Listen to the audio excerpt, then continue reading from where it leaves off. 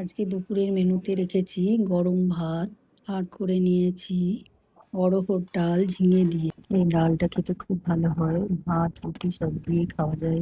তারপর করলাম রসুন দিয়ে শাক ভাজা, লাল শাক আর গেঁটে শাক মিশিয়ে ভাজা করেছি, নুন হলুদ দিয়ে ভেজে নিয়েছে।